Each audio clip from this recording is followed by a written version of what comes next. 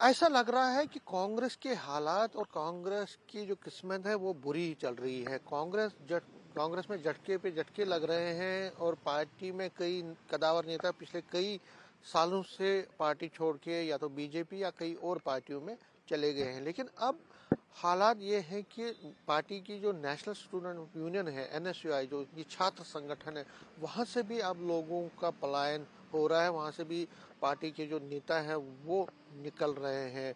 अगर हम जम्मू कश्मीर की बात करें तो यहाँ पे जो एनएसयूआई के स्टेट सेक्रेटरी हैं, तबलीन बोपराई, ये स्टेट सेक्रेटरी हैं। पिछले 4 सालों से ये एनएसयूआई में थे और इन्होंने अब पार्टी को अलविदा कहा है, एनएसयूआई को अलविदा कहा है। ये इनकी जो रेजिग्नेशन लेटर है, जो इन्होंने प्रेसिडेंट हैं, जो आप देख सकते हैं, प्रेसिडेंट हैं national student union of India के, उनको जो दिल्ली में है उनको रेजिग्नेशन भेज दिया है और रेजिग्नेशन फ्रॉम बेसिक मेंबरशिप और पोजीशन है स्टेट जॉइंट सेक्रेटरी।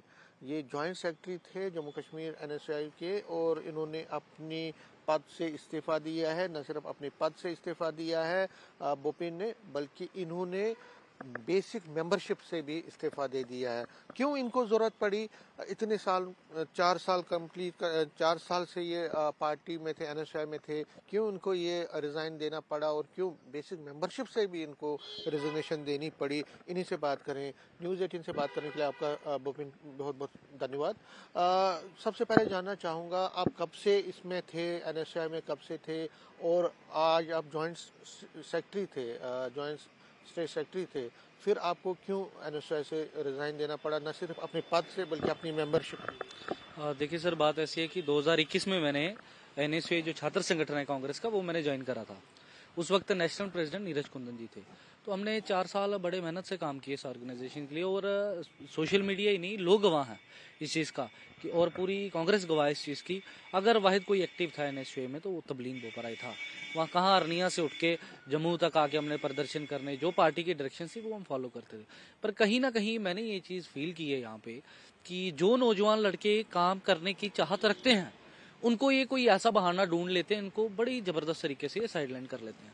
आज आप यूथ कांग्रेस की बात करें या एनएसयूआई की बात करें, जो लड़का काम करना चाहता है उसको ये आगे नहीं आने देते। आज मेरा इनके साथ गिला शिकवा ये था कि एनएसयूआई का ऑब्वियस काम जो है वो होता है कॉलेज में होता है, उसके बाद यूथ कांग्रेस आ जाती है, फिर पेरेंट बॉडी आती है। आज मैं इनको यही चीज़ कहता था कि आप एनएसयूआई के प्रदेश अध्यक्ष रहे हो अजय लखोत्रा। मेरा उनके साथ ये था कि मेरा उसके साथ पर्सनल कुछ नहीं था, बट एक व्यक्तिगत तौर पर मैं कहता था कि आपकी किसी भी कॉलेज में जो है वो टीम नहीं है। फिर अगर आप कहीं कोई प्रोग्राम करते भी हो तो आप स्टेट प्रेसिडेंट होने के नाते जो है आप स्टेट कमेटी को इन्फॉर्म ही नहीं करते। तो कहीं ना कहीं खुद ही अपने दम से खुद ही कर लेते हैं। आप देख लें, पूरी 25 बंदों की स्टेट कमेटी बनी थी। आप बता दें 25 बंदे कहाँ पे आज? मतलब जब आपने स्टेट प्रधान बने, आपने 25 बंदों की कमेटी बनाई, उसमें भी जो है मुझे सबसे नीचे ज्वाइंट सेक्रेटरी रखा गया। पर मैंने मेहनत पे जो है वो विश्वास रखा। मैं मेहनत करता था, मुझे पता है कि काम कैसे करते हैं। तो कहीं ना कहीं जो पार्टी जो है उसने इस चीज़ का फैसला नहीं लिया। 2 साल हो गया इसको प्रदेश अध्यक्ष बने, और उसके बाद लगातार गलतियां। जब हमने कोई कार्यक्रम करना, हमारा इन्होंने सोशल मीडिया पे अपलोड नहीं करना, जो इनके ऑफिशियल पेज होते थे। दिल्ली में national executive meeting, deliberately sideline कर। हाँ, दिल्ली में नेशनल एग्जीक्यूटिव मीटिंग हुई, हमारे कार्यक्रम वहां पे नहीं करे। तो हमने बड़ी सारी कोशिशें जो हैं, बड़ी सारी कंप्लेंट्स जो हैं, जो हमारे इंचार्ज थे संजय सोलंकी, हमने उनको भी करी, दिल्ली में भी करी। और हमारे सबसे बड़े चेहरे जो इस वक्त दिल्ली में बैठे हैं, नीरज कुंदन जी, एक तो वो मेरी विधानसभा से थे, तो मैंने सोचा कि कहीं ना कहीं ये मेरे लिए एक बड़ी अच्छी सिंपैथी है कि क्योंकि मेरे विधानसभा से और मेरी पंचायत में जब वो आए तो मैंने उनको जो है वो एंटर करवाया था। पर उन्होंने कोई इस तरीके का फैसला ना लिया, पर कहीं ना कहीं उसको फिर जो है अपने साथ रखा। तो ये इसी गिले शिकवे के कारण हमने सोचा कि हम लोग इस ऑर्गेनाइजेशन से जो है वो रिजाइन देंगे।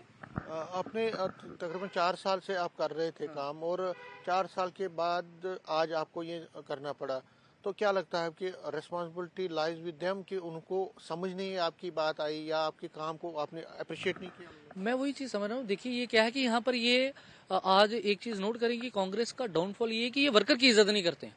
ये समझ लेते हैं कि जो है हम सभी हैं, मतलब वर्कर को ये कुछ चाहते नहीं, तो पूरी प्रेफरेंस जो है वर्कर को मिलनी चाहिए, वो नहीं है कहीं ना कहीं। इसी वजह से जो आज कांग्रेस का ड्रॉबैक है। मैंने जो है नीरज कुंदन जी, एआईसीसी के ऑर्गेनाइजेशन सेक्रेटरी, मैंने उनको भी इस चीज की कही थी, पर कहीं ना कहीं उन्होंने एक बार भी बैठकर मुझे पर्सनल कोई फोन नहीं आया। अगर वो हमारे लोकल विधानसभा के प्रत्याशी थे तो उनका फर्ज बनता था मुझे फोन करके पूछने की भाई क्या मैटर चल रहा है क्या नहीं है।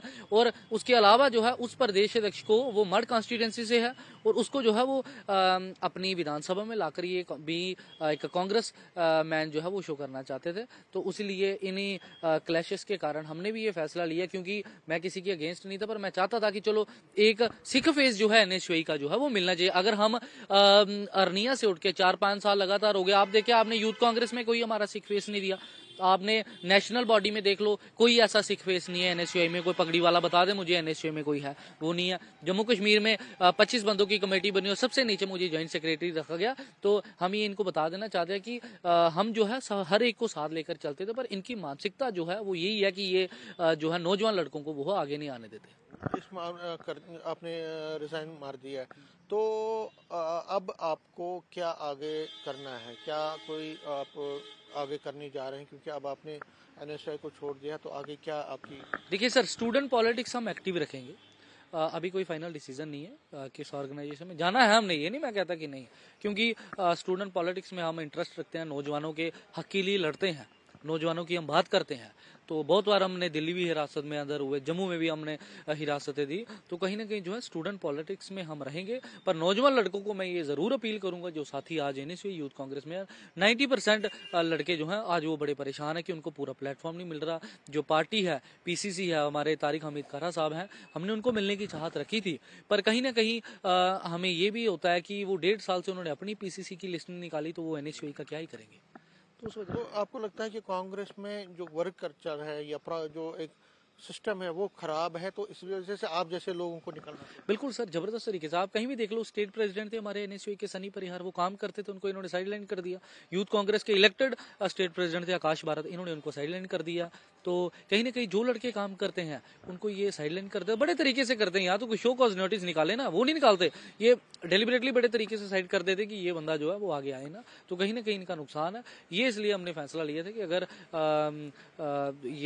इन्होंने कोई डिसीजन लेना चाहिए था, इन्होंने कोई डिसीजन लिया नहीं, तो हमने भी सोचा, बड़े दिन हमने वेट किया। लास्ट इंटरव्यूज में हमने नीरज जी का तारीफ भी करी, पर उनको इस चीज़ को कोई अगर फर्क नहीं है, तो फिर हमने भी ये चीज़ फैसला लेके हम लोग जो है वो रिजाइन देंगे यहाँ से। नीरज जी से बात करने के लिए शुक्रिया। तो ये थे एनएसआई के फॉर्मर जॉइंट स्टेट सेक्रेटरी और एक हार्डकोर मेंबर थे पार्टी के एनएसआई के। तो इन्होंने अब छोड़ दी है पार्टी, और आगे की भविष्य की राजनीति में ये क्या करने जा रहे हैं, स्टूडेंट पॉलिटिक्स में किस ऑर्गेनाइजेशन के साथ चलेंगे, इस पर ये अब सोच विचार विमर्श करेंगे। लेकिन एक बात तो है कि इन्होंने गंभीर आरोप लगाए हैं कांग्रेस पार्टी पे और एनएसयूआई की जो लीडरशिप है, कि उन्होंने इनकी काम की अनदेखी की है, और एक सिंस्टर तरीके से एक डिज़ाइन के तहत उनको साइडलाइन किया है, जिसकी वजह से इनको आज मजबूरन पार्टी छोड़नी पड़ रही है। कैमरा में साहिबा के साथ में समीर भट्ट, न्यूज़ 18 जम्मू।